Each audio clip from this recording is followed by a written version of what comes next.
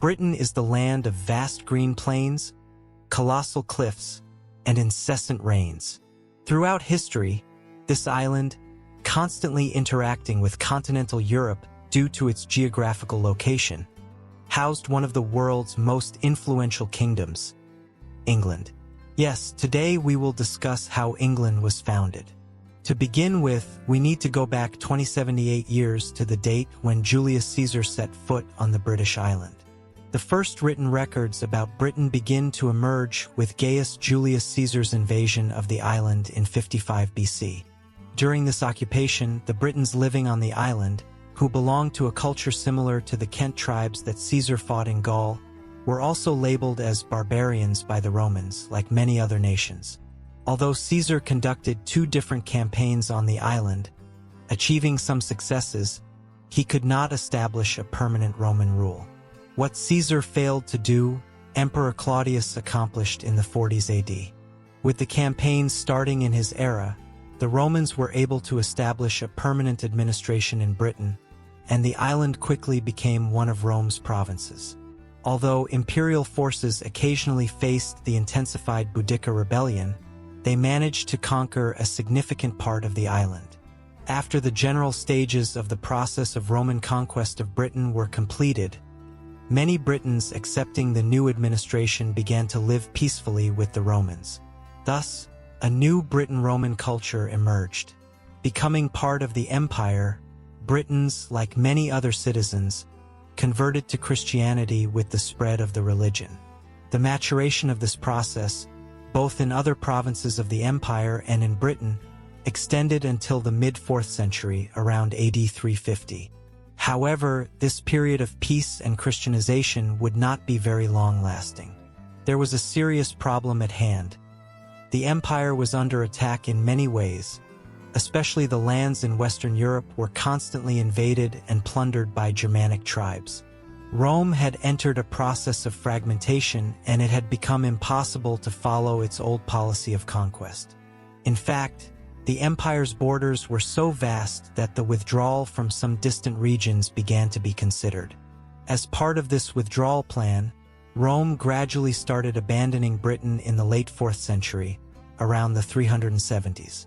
By the year 410, the number of Roman military personnel on the island had decreased to the point that it could be expressed in hundreds. This collapse brought about a significant transformation for the peoples living in Britain. The Briton-Roman culture, which gradually developed over a few centuries and later Christianized, quickly became more isolated and mysterious by breaking away from continental Europe. While the Britons remained Christians, they had returned to many aspects of their pre-Roman state. This process of regression turned British history back into a dark tunnel. Understanding the reason behind this is not particularly difficult. The Britons did not have the habit of keeping historical records like the Romans, so not much has reached us from this period to the present day. What we know about the era is generally from later written sources. Among these records, the writings of Gildas, known as De Excidio et Conquesta Britanniae, and Bede, a monastery monk's work titled Historia Ecclesiastica Gentis Anglorum, or Ecclesiastical History of the English People, particularly stand out. However, it should be noted that the scarcity of records from this period does not pose a significant obstacle to the examination of the history of that era. Yes, many things may remain unknown to us, but what we know will be sufficient to understand the situation in general. For example, we know that after the Romans left, various communities organized in tribes and distributed the lands among themselves in different settlements. During this period, a significant event occurred that fundamentally changed the cultural structure of the island. The Angles, Saxons, and Jutes, originally from northern Germany, began launching expeditions collectively to the British island. These expeditions gained serious momentum, especially from the year 449 onwards. Today, there are different theories about the reasons for these expeditions. Some historians say that these Anglo-Saxon tribes left continental Europe due to famine, while others claim that some British tribes and their leaders specifically called them to the island and wanted to use them as military power against rival leaders. According to the second theory, the Anglo-Saxons came to help a certain British tribe in war but decided to seize the island when someone realized they were weaker. Considering the fragile situation of the British island at that time and the periodic troubles in Europe, both of these theories can be valid. Regardless of which theory we accept, it is not possible to say that the general outcome changes much. Anglo-Saxons, who engaged in a struggle with the Britons, quickly seized a significant part of the island. Britons had no choice but to flee from the Anglo-Saxons to preserve their own culture and settle in the region now called Wales. Accompanied by a minority, the Jews settled in the Kent region and the Isle of Wight. The Saxons settled in the south of the island, establishing the kingdoms of Wessex, Essex, and Sussex. The Angles seized the central and northern regions of the island and established the kingdoms of Mercia and Northumbria. The completion of this transition from Roman culture to Anglo-Saxon culture not only had significant historical effects but also led to a change in the name of the island. The name Britain continued to be used for the entire island, but the southern and central parts of the island, in close contact with continental Europe, that is, Angel and gradually transformed into England. So, how exactly did the Anglo-Saxon order that became active in between form? How did the new kingdoms replace the old order? In fact, especially in the early years, there was no established order. Most of the established kingdoms were not planned and systematic but formed as a result of the conditions of the general situation. Wherever someone took over, they made it their own home. The reason for this was the warrior structures of the tribes that arrived on the island from 450 onwards. The leaders of the incoming Anglo-Saxon tribes realized that there were many vacant lands on the island after gaining superiority over the Britons. They had to compete with each other to seize these lands. However, they could only continue this competition if they found allies and soldiers to support them. The payments made to gain their loyalty were made from the war spoils obtained. However, this financially challenging situation could not be a long-term solution. After all, the loot could be easily spent. Over time, they addressed this problem through another issue that arose. As the boundaries of the regions under control expanded, it became increasingly difficult for tribal leaders to individually control the conquered lands. Distributing these vacant lands among their own men could make governance easier.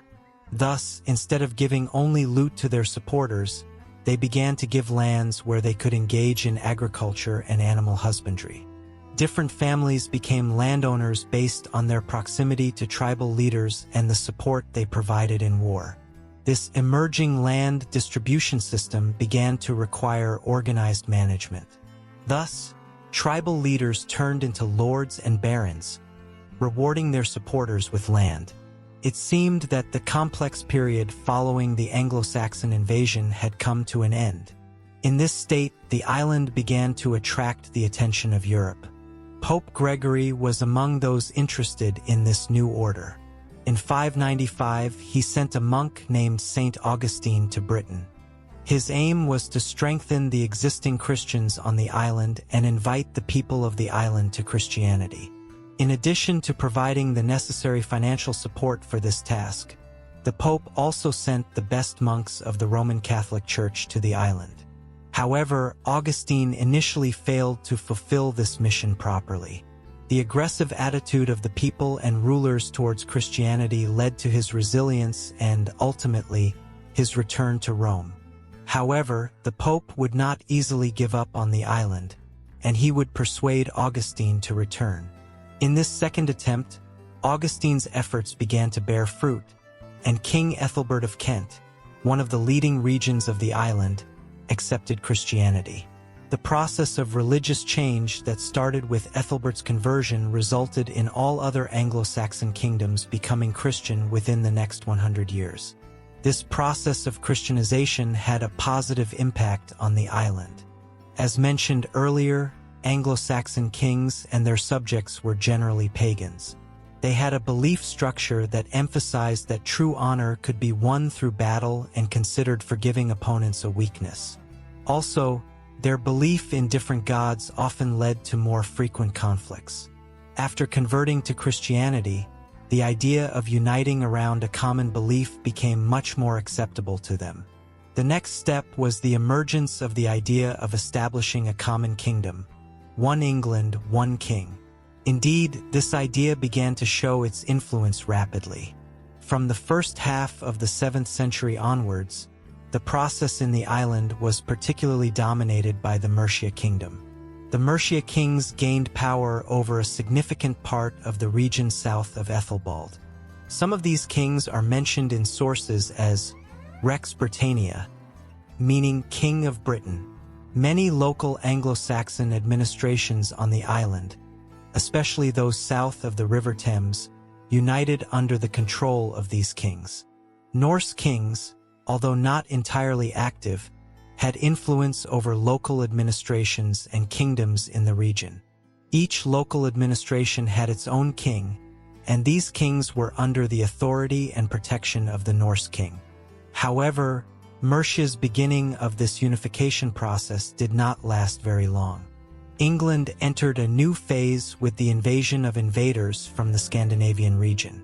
The period that historians call the Viking Age had now begun. Raiders were first recorded in the Dyfed region in 789.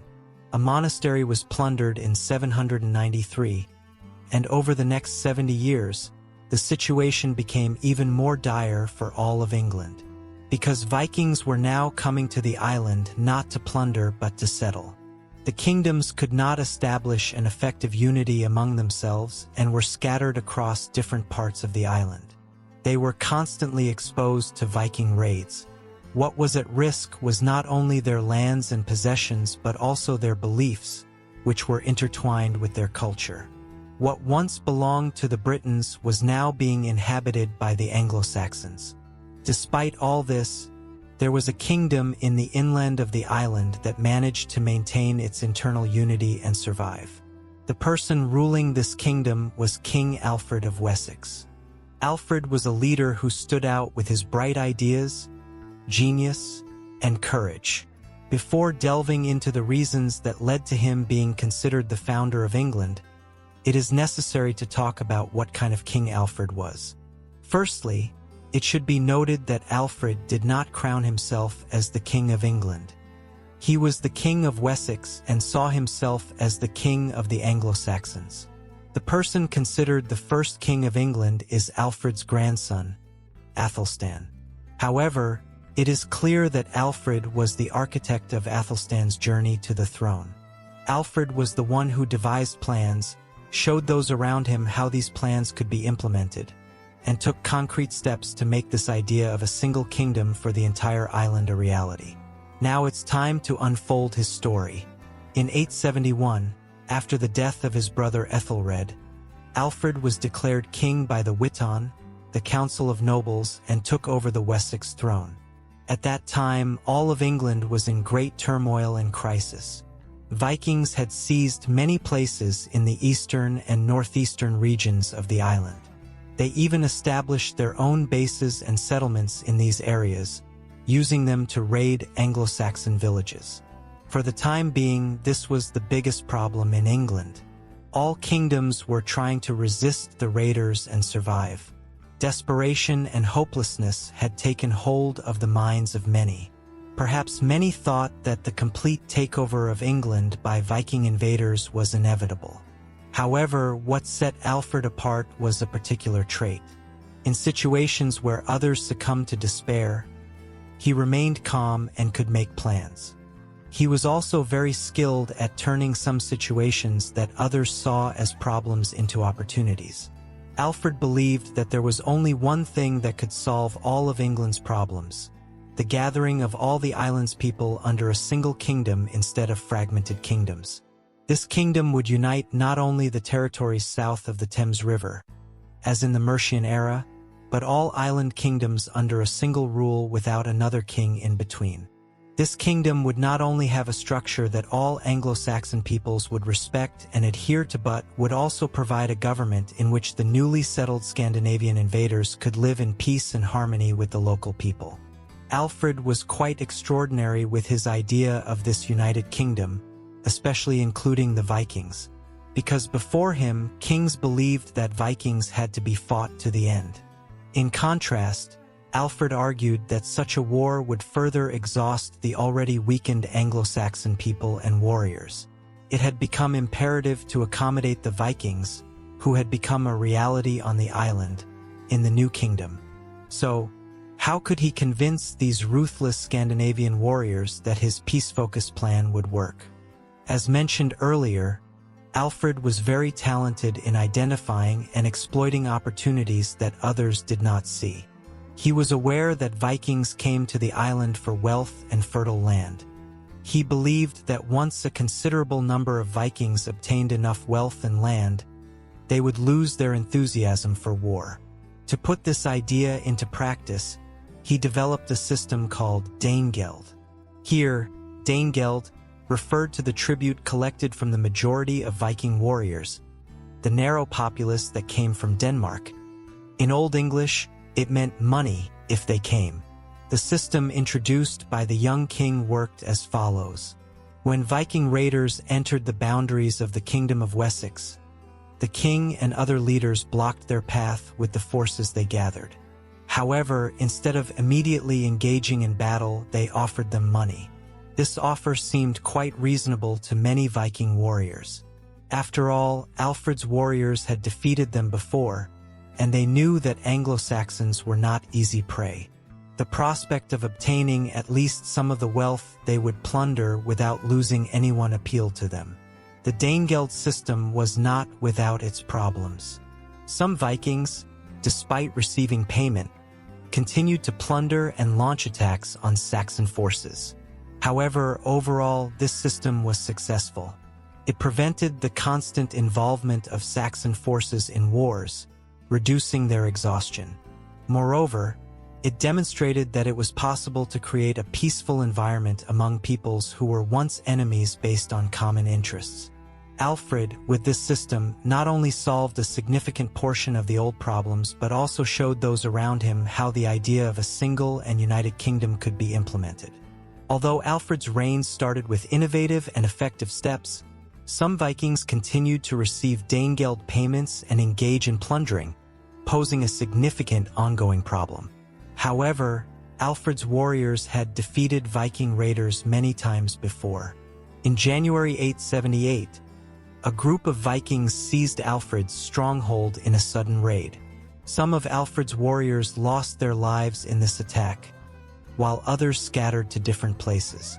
Instead of pursuing and punishing the fleeing Vikings, Alfred forgave them. This situation, along with the conversion to Christianity of Gudrun, who had been baptized, and some other Viking warriors, indicated the effectiveness of Alfred's peaceful approach. During the period from 878 to 886, Alfred continued his struggle against Vikings who were unwilling to make peace. In 886, he captured London, one of the most important cities on the island since the Roman era. Alongside his son Edward and Mercian Prince Athol, Alfred pleased Vikings who did not want to fight and wished to live in peace in the territories they had obtained by dragging them from one victory to another. Alfred's strategy worked. The Angles and Saxons, whose end was thought to have come, were gradually reclaiming the territories of England. When Alfred died in 899, his son Edward, who ascended to the throne, continued his father's struggle. His sister Ethelflaed was married to Prince Athol of Mercia. After Ethelflaed's death, Athol took control of Mercia's rule, and by uniting his forces with Edward, the kingdoms of Mercia and Wessex were effectively merged. The two siblings continued to reclaim lands from the Vikings and resist the invaders. With Ethelflaed's death in 921, Edward became the sole ruler of the Wessex kingdoms. When he died in 925, he left a vast country to his son Athelstan, a size that no king in England had ever possessed. With Athelstan, The establishment phase of the Kingdom of England was complete as he became the king of all the English and Saxons, a dream that Alfred had envisioned. Alfred's dream had come true, but the adventure of the English was just beginning.